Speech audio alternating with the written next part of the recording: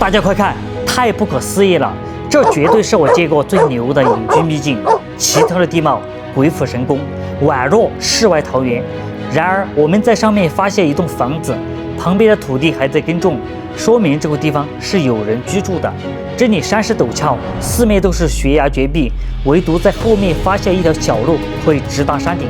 那么，想要到达这个地方并不容易，我们开车必须要经过一条非常陡峭的盘山公路，而且是妥妥的泥巴路。车子开在上面会让人惊心胆战，浑身颤抖，一不小心就会跌落谷底，非常的惊险刺激。那么究竟是什么样的人会隐居在这种地方？是世外高人，还是另有隐情？今天大家就跟着阿波的脚步，我们一起踏上这片人间秘境，去了解他们不为人知的神仙生活。Hello， 朋友们，大家好啊！这里是重庆的大山里边。今天我要带你们去的地方就是我身后这座大山顶上。那么我就很好奇，当初他们的祖先为什么会选择这种地方去居住？而且现在他的后人还居住在上面，为什么不搬下山去让人百思不得其解。今天我就带着大家，我们上去一探究竟。你们看一下，这个路都是这种羊肠小道。非常的窄而且是在这个悬崖边上面。这个路一看就是很久没有人走，除了他们家，没有其他人来了。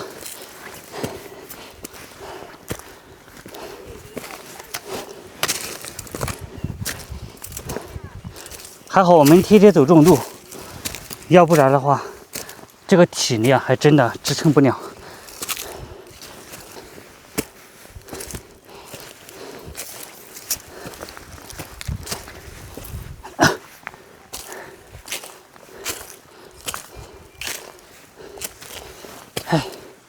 看这个路，就是他们家用石头慢慢的砌起来的。你说他们家当初修这条路，应该也费了不少时间吧？他这个地方还是通电的嘞，从下面爬上来还要下坡才能到他们家。这个地方里边，哎呦，他这边这种小竹子特别多，然后这两天刚刚是搬竹笋的季节，山下有很多人然后徒步2-3个小时上来这儿搬竹笋。这就是我们刚才在航拍上看到他们家后面那2块土都打松了，这里边应该种的是洋芋，你看都开始冒芽了但是这上面这个贼耳根也是非常多的，你看这个叫鱼腥草它这个玉米杆都还没有开始把它收拾了。看，我们已经到了，房子就在这个位置赶紧下去看一下有没有人在。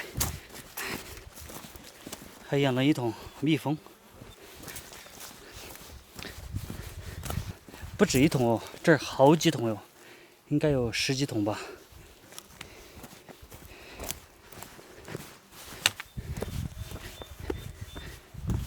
它这个地方，你看，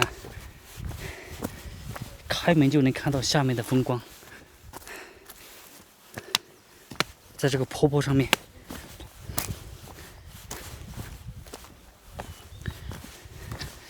这个是养鸡的一个鸡圈，有没有狗你看旁边都是很多的木头这块木头粗不粗？你们看。这么粗的一根大木头，拿来过寿木完全够了。你看，水缸，这是他们的饮用水还有大木头。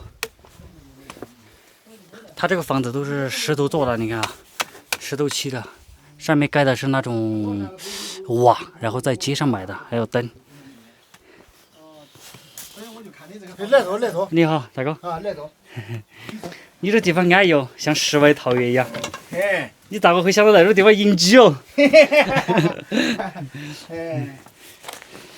大哥贵姓我姓蒋。姓蒋那你跟老蒋还有关系跟他那个关系不大。要得，感谢大哥。来坐。你今年好大年纪了？ 60了哎。 60啊？嗯，那年轻哦。嘿，不年轻了嘛，50了年轻。走。你是一直都住在这上面啊？啊，一直住上面嘛。住了好多代了3代人了。 ？3代人了。嗯。咦，3代人这怕有几十百把年了哈。那倒是。有哈。从我们爷爷搬上来的。啊，从我爷爷搬上来的嘛。爷爷搬上来。嗯。那你是很少下山？很少下山。你看有腊肉啥子都有，吃的啥子都有。啥都有。反正你在这儿吃下午，中午。中午吃了再说。你上面主要是种苞谷，我是种苞谷嘛。不种小麦。小麦没得。当过你们的活路了嘞？没有。我们反正这些也是要做少吃的时候了噻。也是要做啥物嘞？你这风头安逸哦。我的风上找的家没得哦。好硬啊，真的。这个就是2斤的噻。土蜂蜜。正宗的土蜂蜜。他采的啥子花？他反正是普通山上的啥子花，他都采噻。可以哦。这蜂蜜。安逸，好东西。你看他们这个腊肉，安逸得很哦。准备干鸡来吃啊！耶！你们这个生活过得安逸哦，又有鸡，又有几百斤的猪杀来着的，吃都吃不完了。天天吃肉，天天吃肉都够的哈。天天都在吃。每天都吃都够的吧？都够吃了过年吧？那够吃了。平时做饭就在这里做是吧？啊。你看平时做饭就在这个位置做，这种吊锅，这个小的，一个大的，一根大铁钩挂在上面吊下来的。那小娃儿呢？小娃小娃儿还跑了哎，徒弟在读书哎，都跑了。还有2个娃儿读书。还有2个娃儿读书啊？还有几个出门打工去了。你还有几个读书，有几个打工的？你好多个了的有7个。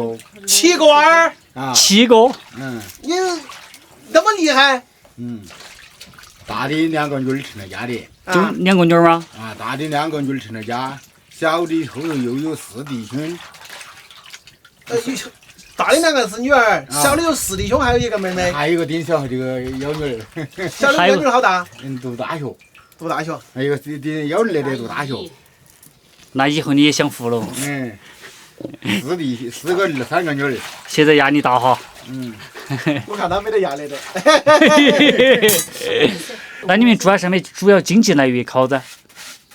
没得啥子经济来源嘛，就是卖点蜂糖哦，卖些喂些鸡子卖呀，搞个有多余的肉吃不完的卖了。那你2个读大学的学费咋个搞啊？就是这种是咋办的这的？贷的款的。贷款读。上学都是贷款的。你别想着2个读大学花很多钱的一年。是噻。助学贷款是吧？学校那个学那个没利息。教育局贷款。反正助学贷款的，咱们读起慢慢的正在还哈。你没有养其他的东西啊？就是这。有几个样子？有几个样子，有这猪2个一，猪的喂不多。我们那个交通不行，你养猪你没那么多粮食。是啊。你说你交通不行，你都拿不来粮食。是。拿不来粮食都不得行。这个猪那个东西主要是要吃粮食。你靠你个人做那点儿，只能够说喂2个猪儿，喂几10个鸡子。是啊。你这个爷爷厉害哟，找到这么个好地方。虽然不方便呢，但是山都是他的。大姑家，这一把开山儿，头娘了，你看。这个平时他砍啥子啊？砍树噻。砍树。啊，砍树噻，那些就说砍柴那些噻，多柴。砍柴你都拿把砍得那么亮。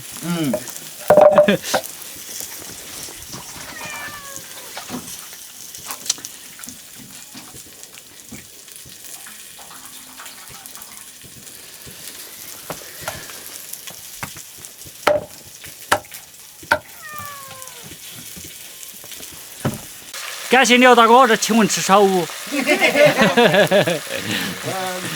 山上农村人，他们说的学校里头个种山吃噻，是。这是没得好的吃。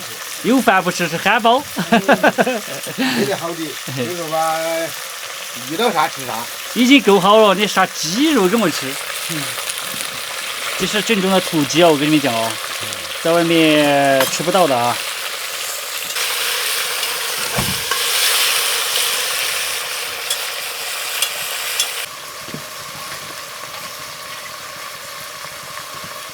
那你这边的老人还在吧？不在了。都不在了。早就不在了。就你那边老人还在？啊，就这个妈，那边老人。妈了，好大年纪了嘛88了。 ？88了。爷那88够寿了。那你小孩些安家了没？没有，没有。啊4个儿子他们安家？都没有。4个儿子还有小的个还都不噻。他是在外面打工啊？有些。啊，都是打工。哦，女儿啊？女儿大的2个安在家里，安家了。啊，顶大的2个都是妹，他是安家安在哪个地方？都在平坝街上。我都在平坝街上。你最大个儿子好多岁了大我儿67、8了， ？27、8都没结婚啊？没耍到，他1年过在外头打工。炒腊肉啊，兄弟们看一下，这正宗的土腊肉，腊肉炒豆豉。哎呀，兄弟们呐，又臭又香啊！你看，大嫂还要炒鸡蛋了，现在马上搞锅里。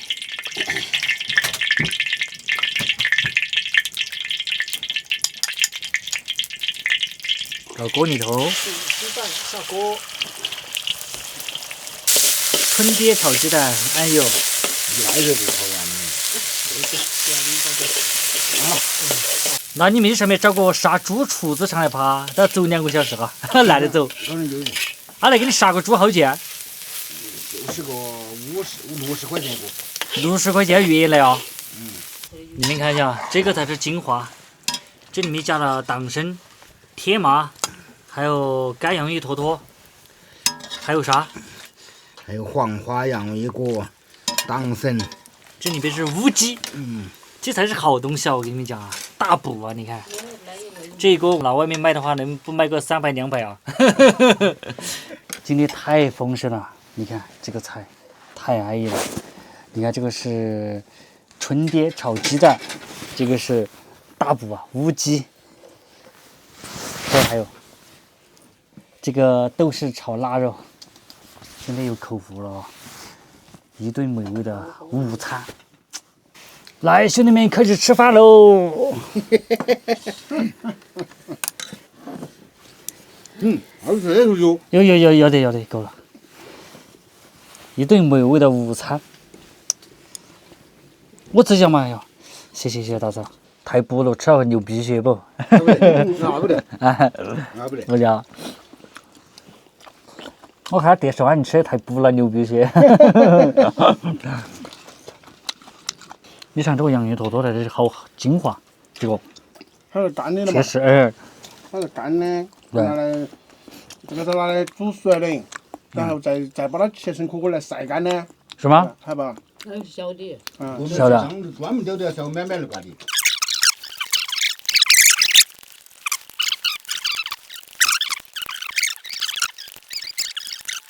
他们2个吃吧在路，他要现在大哥带我去看他的水井。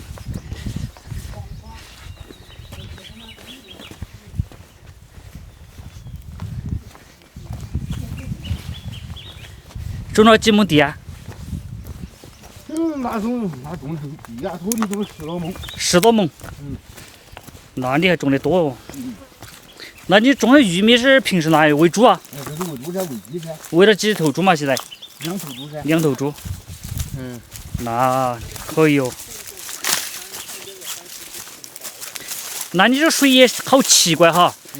四面都是水啊，你这还是凸起来的。这个水啊，到底从哪儿出来的嘛？这个印证了那句话：山有多高，水就有多高。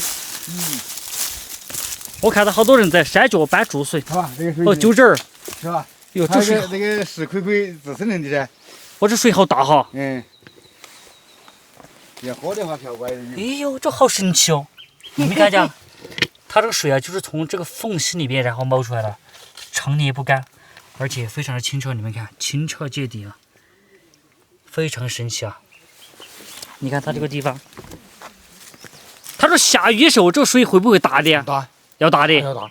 但是你说常年不干也好奇怪哈，人家常年它不得干。下面有没有山脉的呀？然后你这山又是凸起来的，非常神奇哈。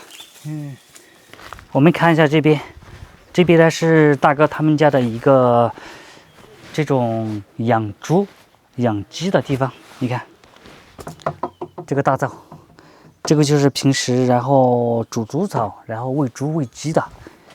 它猪呢就关在这一边，然后鸡呢就关在这一边。它这个鸡啊没有关的哈，你看都是放养的，门都是打开的哈。这才是正宗的跑山鸡、土鸡啊！这种鸡肉的话，在外面你是吃不到的哈。但是呢，大家有没有发现，大哥他这个地方搞养殖特别安逸啊？你看这一大片，看到没有？这一大片全都是他们家的哈。这个地方养个400-500只羊是没有问题的，所以说随便放随便吃，山上这些草啊，吃都吃不完。但是它这个地方你看啊，是抹着下去的哈，就在这个山坳里边，这个地方非常隐秘哈。你看它的这个房子啊，都是就地取材的，用的都是这种石头砌起来的，上面盖的这个瓦片是在街上买的那种薄的那种塑料的，非常轻。大家发现没有？我们从下面走上来都有2个多小时，他从下面背这个瓦上来，那不得走3个小时啊！太不可思议了。但是大哥呢也是挺不容易的哈，他们家7个孩子哦，4个儿子3个女儿，还有2个上大学哦，压力还是够大的哟。这个应该是蕨菜，晒干了的，这个拿来炒腊肉好吃哦，你看一下，非常干，这才是正宗的土货，你外面上哪儿买哦，根本都买不到哈。走路，麻烦你们了。那没有。走了，大哥，不用送了。走了，要得，有时间我就过来。要得。